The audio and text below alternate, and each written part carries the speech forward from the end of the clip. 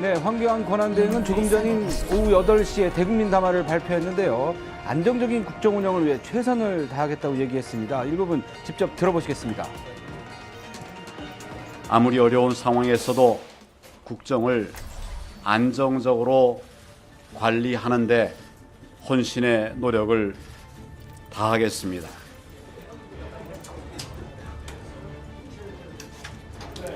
네, 앞서 총리실은 탄핵안 가결 소식이 전해지자 즉시 비상근무 체제에 돌입했습니다. 황 권한대행은 국방부와 외교부, 행정자치부 장관에게 전화를 걸어서 국정공백이 생기지 않도록 철저한 대비태세를 지시한 뒤 청와대 간담회에 참석했습니다. 이후 저녁 7시 국무회의를 주재했고요. 앞으로 밤 9시에는 국가안전보장회의 NSG를 소집할 예정입니다. 네, 이렇게 황 권한대행 총리 체제가 되면서 군통수권이나 인사권을 행사할 수 있느냐는 문제를 두고 논란인데 총리실은 어떻게 해석하고 있습니까?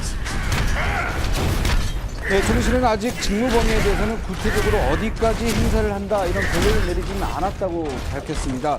어제 탄핵 소추안 가결에 대비해서 일종의 권한대행 매뉴얼을 만들기는 한 것으로 알려졌는데요. 헌법에 대통령 권한대행의 직무 범위와 내용이 구체적으로 명시되어 있지 않습니다. 그래서 2004년 고건동 총리의 사례를 참고하고 있는데요. 당시에는 최소한의 권한만 행사했었습니다. 12년 당시 고건 총리는 정부 차관급 인사 2명 정도만 인사를 단행했고요. 9건의 외교 조약을 체결한 바 있지만 그 밖의 권한은 최소한만 행사했습니다. 이번에는 박 대통령의 탄핵 인용 가능성이 크기 때문에 보다 많은 권한을 행사할 것이라는 관측도 이제 나오고 있습니다. 하지만 이 야권에서 황 권한대행 총리도 탄핵의 대상이라고 주장하고 있어서 같은 현안마다 부딪힐 가능성이 높아서 시작부터 논란이 예상되고 있습니다. 네, 정부 서울 참사에서 이주찬 기자가 전해드렸습니다. 탄핵안 소추 의결서가 청와대에 도착한 순간부터 박근혜 대통령의 권한은 행사가 정지됐습니다. 대통령이라는 이름은 남지만 탄핵된 대통령이 할 수 있는 일은 거의 없습니다. 김혜미 기자가 보도했습니다. 오후 7시 소추 의결서가 청와대에 도착했습니다. 이 순간부터 박근혜 대통령은 대통령으로서의 모든 권한을 행사할 수 없게 됐습니다. 대통령이 헌법상 갖는 권한은 외교권, 행정입법권, 공무원 임면권, 국군 통수권 등입니다. 권한 정지에 따라 국무회의를 주재하지 못하고 국정과 관련한 보고를 받거나 지시하는 일도 할 수 없습니다. 다만 신분과 기본적인 예우는 유지됩니다. 업무 추진비 성격의 급여를 제외한 월급을 받고 관용차와 전용기도 이용할 수 있습니다. 의전과 경호도 그대로 받습니다. 고 노무현 전 대통령은 탄핵안 가결로 직무가 정지된 63일 대부분을 관저에서 머물렀습니다. 신문과 책을 읽고 가족과 산행을 하며 시간을 보냈고 여당이 총선에 승리한 후에는 당 지도부와 만나 정국 구상을 하기도 했습니다.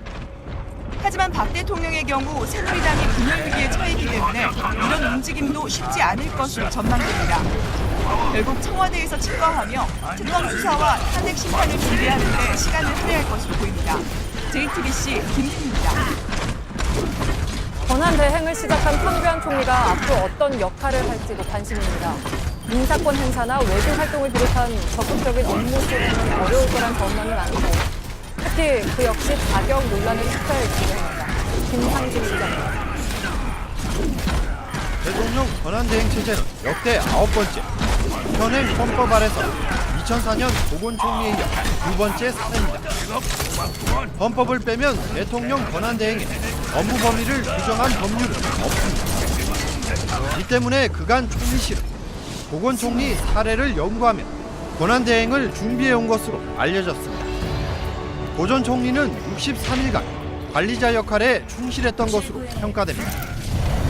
예정된 해외 순방은 모두 취소하고 외국 정상에 강한 일정도 최대한 연기시켰습니다.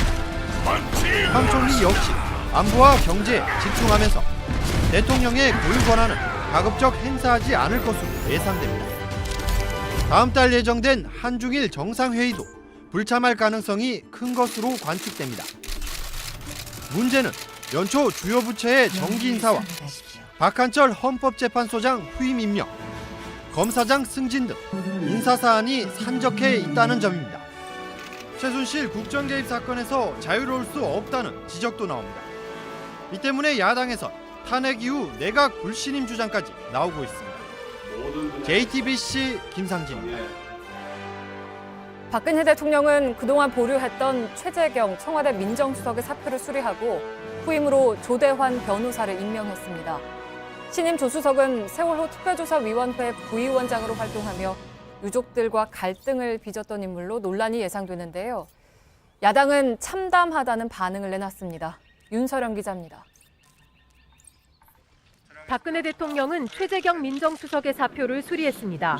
사표를 제출한 지 18일 만입니다. 후임 조대환 민정수석은 경북 청송 출신으로